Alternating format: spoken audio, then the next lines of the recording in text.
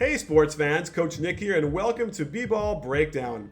If you didn't see our post-game and our halftime show from Monday, we're going to do it again during the Cavs-Bulls tomorrow night halftime show, and then we'll do a halftime and post-game show during the Clippers versus Rockets game. So check it out. We'll give you video analysis, we'll give you stats, we'll give you my own take on what's happening in real time, probably some things you're not going to hear on ESPN.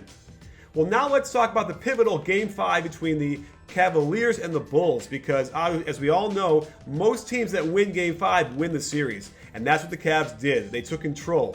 Now, it did seem like a blowout for a long time of the game, especially after Taj Gibson got thrown out. However, the Bulls were able to stay close, 10, 12 points that whole stretch, and then down the stretch in the key part of the fourth quarter, they made some shots and just about stole it, which would have meant they would have stolen the series practically. We're going to show you some key plays that we came up with that illustrated how this game played out and what went right and what went wrong for both teams. The Bulls offense looked awesome to start the game, with Taj starting in place of injured Pau Gasol. The Cavs put Shumpert on Rose, who is their best perimeter defender. Rose crisscrosses back and forth, as aggressive as he's been, and after bouncing the ball off of Thompson's face, gets the tough layup off glass. LeBron is finally setting ball screens for Kyrie, and this is almost a guarantee of a great shot every time. Mozgov was part of a double ball screen, and normally with Kevin Love, Taj would not be in the lane, concerned about a corner three. With Thompson, the spacing is compressed, and the Bulls can contest the Mozgov layup and dig the loose ball out. With this alignment, the Cavs have four players along the baseline, allowing Rose to get out on the break against LeBron. Young players, study this finish by Rose, a right-left Euro step. Normally you'd shoot a left-footed finish with the right hand, but there's no way for Rose to get this shot off right-handed with LeBron looking for a block. Watch how Rose gets in the air, then double pumps it to get power for the left-handed finish off the glass. The Bulls also ran pick-and-roll twists on the sideline, with Heinrich setting one and sprinting to the weak side corner, then Mirotic setting a second ball screen to the middle.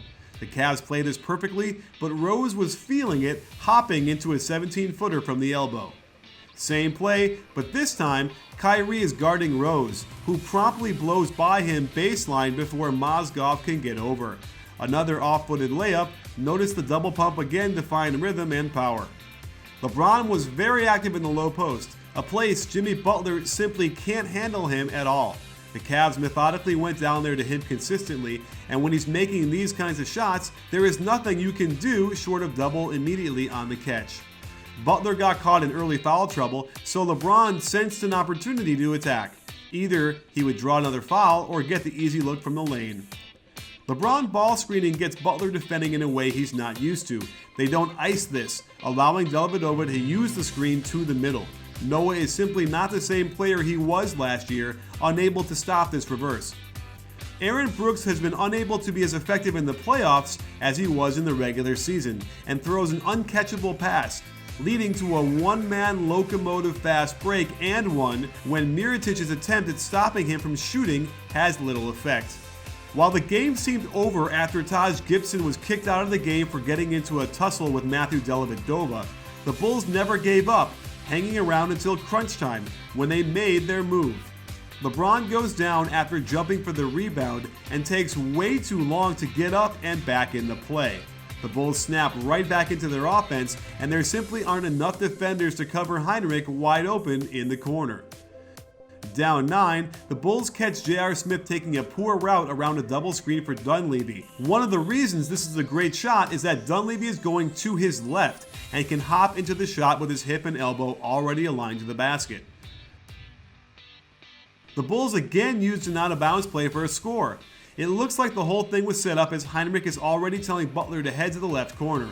On the high post split, Noah catches Kyrie assuming he'll be down screened. The backdoor cut forces LeBron to rotate, and no one can get on Butler in time. Down 5, the Bulls get another backdoor cut, and Rose certainly looks funky with his footwork. Unclear if he legit established his left foot as a pivot, and even if he did, he slid it, but the refs say play on, and Butler rises up before LeBron can even get a hand up. Up 2 with about 4 possessions left, LeBron winds the clock down before attacking the sideline pick and roll. Mike Dunleavy steps in on the hedge and takes a perfect charge. but this is LeBron, so the refs say play on. The Bulls are able to contain and contest well enough to get a missed shot and a long rebound. Rose gets shot out of a cannon, and it takes the incredible talent of LeBron James to swat this thing out of the air. I mean, this is the kind of play that wins playoff games. Here was the only curious decision I saw in crunch time by the Bulls. Down 2 with the full clock, they were in prime position for a 2-for-1. The initial look was Heinrich and Dunleavy cutting. I just don't understand why Butler wanted to come around for a catch-and-shoot 3 off the dead run when they were only down by 2. This is different than Dunleavy's shot because Butler is going to his right, a much more difficult shot because he's got to turn in the air to get his hip and elbow aligned. The ball is woefully short, and the next possession decides this game.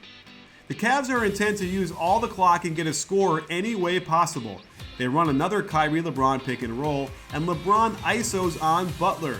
The contain is pretty good, and the fadeaway is a little farther than LeBron wanted.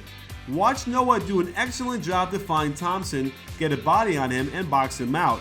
The only problem is he goes for the ball with only one hand, allowing Thompson to tip it out.